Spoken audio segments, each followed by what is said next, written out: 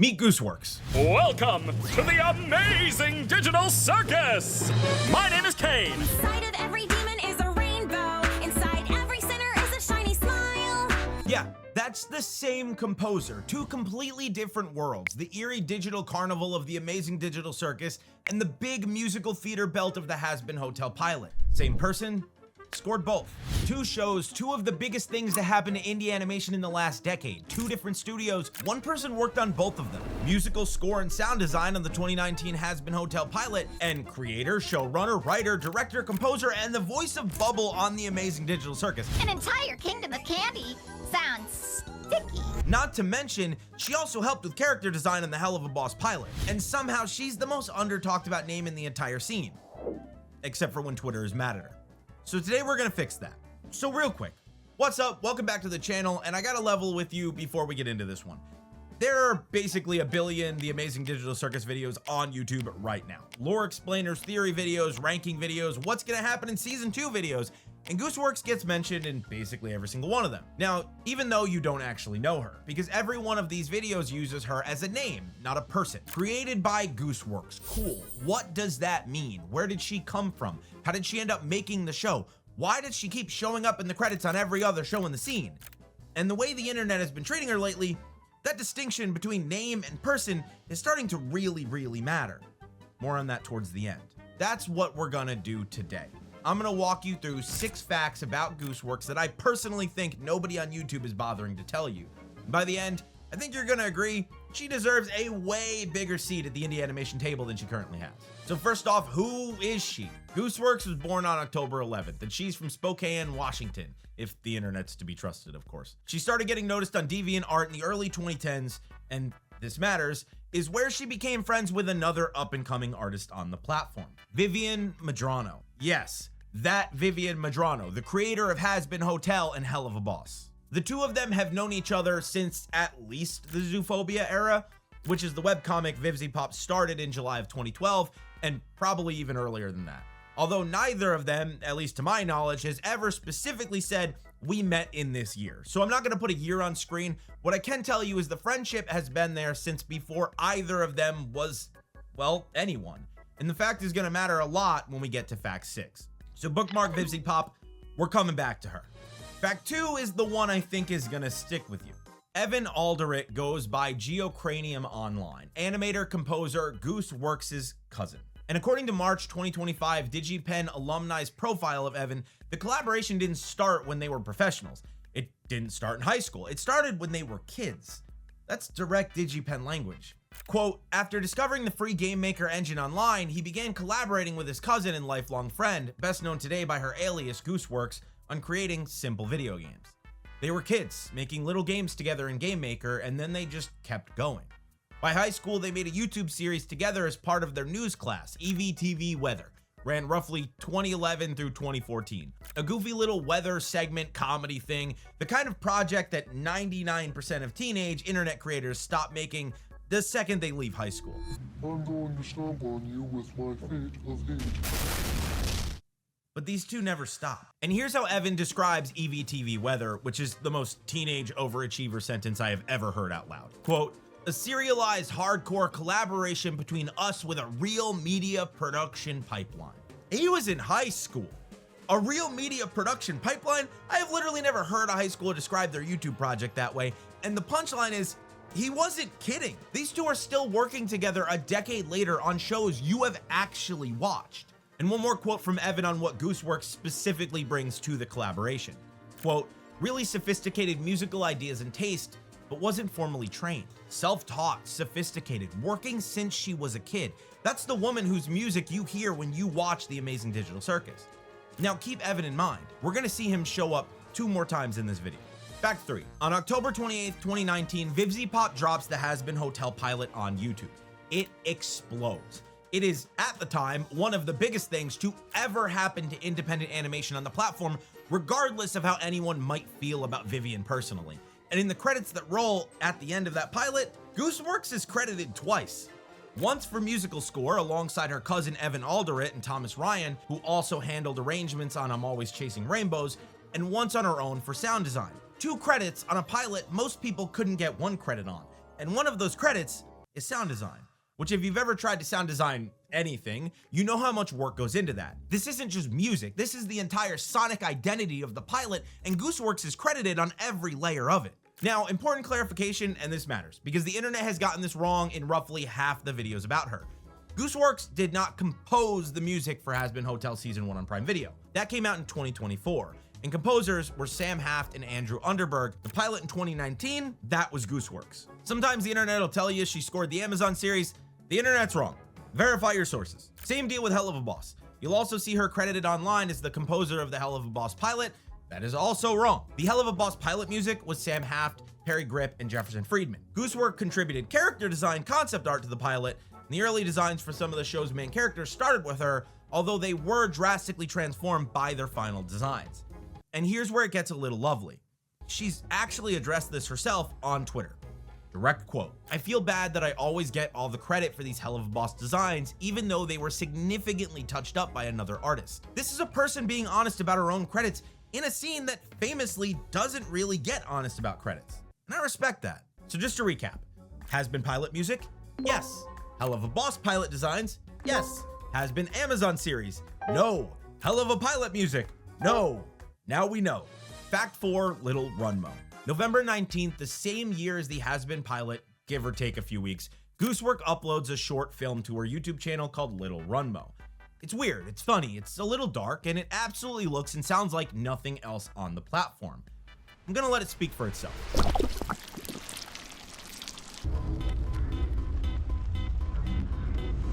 Now, over at Glitch Productions in Sydney, there's a development producer named Jasmine Yang. Jasmine sees Little Runmo, loves it, reaches out to Gooseworx. Direct quote, "It was funny, a little dark, and definitely very weird, like nothing we had seen before." And here's the framing I want to specifically correct, because every The Amazing Digital Circus retrospective on YouTube collapses this story, and the collapse loses the actual interesting part. Little Runmo did not get Gooseworx signed to do The Amazing Digital Circus. Little Runmo got Gooseworx in the room at Glitch. When she got in the room, she pitched 3 different concepts. 3. The Amazing Digital Circus was the one Glitch picked, and here's why they picked it. From Luke and Kevin, Glitch's founders, in that same YouTube blog piece, they say they knew the Amazing Digital Circus was the one as soon as they saw the character designs for Pomni and Kane. The other 2 pitches were 2D, and at the time, Glitch didn't have the resources to make 2D. The Amazing Digital Circus was 3D. It's kinda how it won. So the actual story is, of the 3 pitches she brought, the one with the visual hook landed, because the design was, in their words, the most Gooseworxy.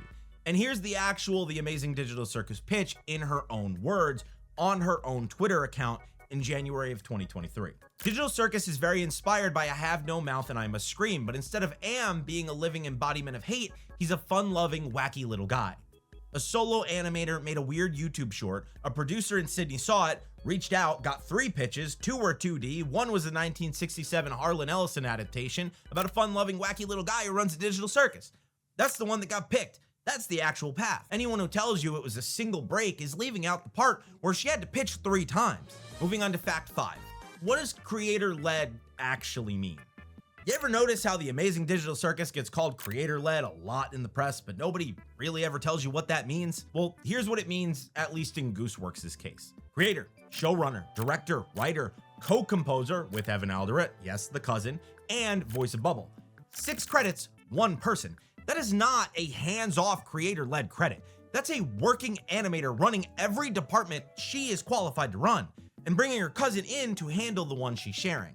And the cousin she brought in, yes, that same Evan Alderett, the same one from EVTV Weather in high school, the same one credited next to her on the Has Been pilot score in 2019. This is now their 3rd major animation project together. I just genuinely love that. And just to drive home, she's not stopping with the Amazing Digital Circus, at least according to a Twitter post from June 2024. Quote, "Even though I'm making Digital Circus, I would genuinely love to direct a film adaptation of I Have No Mouth and I Must Scream. Digital Circus is generally a lot more hopeful and positive than IHNMAIMS. I can't believe I nailed that. I'd love to absolutely go nuts and make something truly wretched and evil." The composer Glitch noticed off a weird YouTube short 5 years ago is right now openly saying she wants to direct a feature film adaptation of a 1967 horror short story. That's not a person who's done. That is a person who is just getting started. So now let's put it all together. Gooseworx meets Vivziepop on DeviantArt in the early 2010s. They are both teenagers. They are not, at this point, the people whose names you will see in every indie animation video on YouTube 10 years later. Fast forward to 2019, Vivziepop is about to drop the Has-Been Hotel pilot. Gooseworx scores it alongside her cousin Evan. She also sound designs it solo, and she contributes character designs to Hell of a Boss around the same window. The same teenage internet friendship from a decade earlier is now actively shaping what becomes the biggest indie animation studio of the late 2010s. That same year, within weeks of Has-Been pilot dropping, Gooseworx uploads Little Runmo. A producer at the studio called Glitch sees it, reaches out, and by 2023, she's running the Amazing Digital Circus, the biggest indie animation phenomenon of the 2020s. One creator, two studios. The two biggest things to happen to indie animation in the last decade. This is what people mean when they say indie animation is a small world. They usually mean it as a vibe, but the actual structural reality of the scene is this. The two flagship studios driving the entire conversation share creative DNA through one person. And that person has been making animation with her cousin since they were kids in Game Maker. That's not a vibe. That is the architecture. That's a story I think we should be telling about indie animation instead of the corporate deal explainers and the lore videos and the drama recaps. And here's why I'm making this video right now. I'm gonna level with you. There's a reason this video is dropping in May of 2026, or maybe early June, depending on how long this edit takes. And it's not a happy reason. The Amazing Digital Circus is ending. The series finale, episode 9, the last act, is releasing theatrically through Fathom Entertainment from June 4th to June 18th of this year in over 2,000 theaters, which is, by the way, the first time an indie web series has gotten a theatrical release at that scale, full stop. And then it lands on YouTube and Netflix on June 19th of 2026. The crazy part is, it also was originally only supposed to be in half the amount of theaters it's going to air in now. But by next month, the whole show is done. And here's the part that's been getting to me. On April 19th, 2026, while she was still finishing the show that just got a theatrical release with a $7.5 million pre-sale, Gooseworx posted this on her Twitter account. Quote, "With the Amazing Digital Circus wrapping up and assuming I move on to do more projects in the future, where are some places you think I could improve when it comes to writing and directing?" She's asking for feedback on her future work, while the show she made is still wrapping up. That's somebody who cares about doing the work right. That is somebody who is trying. Then Aaron Hansen, yes, that Aaron Hansen, Ego Raptor from Game Grumps and now Gameoverse, replied with 4 words. Quote, "Just have fun with it." And Gooseworx's response a few days later was this, quote, "But that's exactly how I ended up in this mess." She did have fun with it. She made one of the most successful indie animations of all time, 436 million views at the time of writing, and there's a real possibility nothing explodes to this degree ever again. And the response from the audience that show built was so toxic, she's now using the word mess to describe what her own creative success has become. And then she posted this, quote, "I know people are upset with my response, which is fine, but I kind of just wanted to make a cartoon, and it's ended up being way more trouble than it's worth. I really just can't keep my heart in this thing anymore. It's gotten too much bigger than me, and I probably shouldn't be the figurehead of it." The woman whose career you just spent 15 minutes or so hearing me celebrate, the composer who scored the Has-Been pilot, the kids who were making these little games with her cousin in Game Maker, the creator who showrun, directed, wrote, and voice acted on the biggest indie animation phenomenon of the 2020s, the person who very recently said she wants to direct a film adaptation of I Have No Mouth and I Must Scream, is now publicly saying that she shouldn't be the public face of the show that she made. And the reason is people who watch the show. And it's not just her. Gameoverse premiered on Glitch Productions on May 15th, 2026, made by Ross O'Donovan, Rubber Ross, and Aaron Hansen. Different team, different show, different studio relationship. Over 10 million views in 4 days. It's up to like 18 million now, outperforming the Amazing Digital Circus in the same time frame. A genuine indie animation hit out the gate. And there are already YouTube videos with "Why are Glitch Production fans angry at Gameoverse characters?" within the first week of the pilot. 10 days, make it make sense. And it's not just Glitch. In April, Sayande, the creator of the manga Go For It Nakamura, deleted their Twitter account because of harassment over subplot. Kei Arana, the creator of Gachi Akuda, deactivated her Twitter account over harassment, and Dana Terrace did the same. Look, I'm not gonna pretend I have a clean answer to this. Toxic fandom is older than indie animation. It's older than YouTube. It's older than the internet. But the pace at which it's happening to the people who make the things I and many of you love right now is honestly kind of scary, and it seems to keep getting worse. Hell, look at the blowback for Gameoverse for, let me check here, women wearing bikinis at the beach. That's where we're at. And the thing that nobody seems to be saying out loud is these are people. Real people with names and families and feelings and limits. Gooseworx is a real human being. Liam Vickers is a real human being. Joshua Palmer is a real human being. Ross O'Donovan and Aaron Hansen are real human beings. You can disagree with creative choices. You can dislike characters. You can prefer one show over another. That is fine. That is what audiences are supposed to do. But you have to remember that when you hit post on whatever you're about to say about an indie animator on the internet, or any creative project for that matter, a real person, a human being is going to read it. I'm not asking anyone to be a fan of a thing they don't like. I'm asking you to be a human about it. No one is forcing you at gunpoint to watch any of this. And here's what I keep coming back to with this one. The indie animation revolution didn't happen because of a single big studio decision. It happened because a generation of teenage internet artists, Gooseworx and Vivziepop on DeviantArt, Gooseworx and her cousin Evan making little games in Game Maker, Liam Vickers making solo shorts in his bedroom, Worth Kids running a one-person studio out of his room, never stopped making things, and eventually the rest of the world had to catch up. I love that. I love that this scene exists. I love that I got to make a video about one of the people who built it. I love that independent artists are taking back what they rightfully deserve from these soulless corporations who only care about getting their CEO their next bonus that causes thousands of layoffs while they make millions. And we don't get to keep that. Not if we burn out every single creator who builds it before the next generation even gets here. These fan bases are destroying people, and it keeps getting worse. The people behind indie animation deserve a lot more credit than they're getting, and honestly, a lot more basic respect than they're getting too. I make these videos because I love this stuff, and I really, really hope the people who make this stuff are still here in 5 years to keep making it. Because if you're one of the people attacking creators every day on Twitter or in comment sections, you're part of the problem.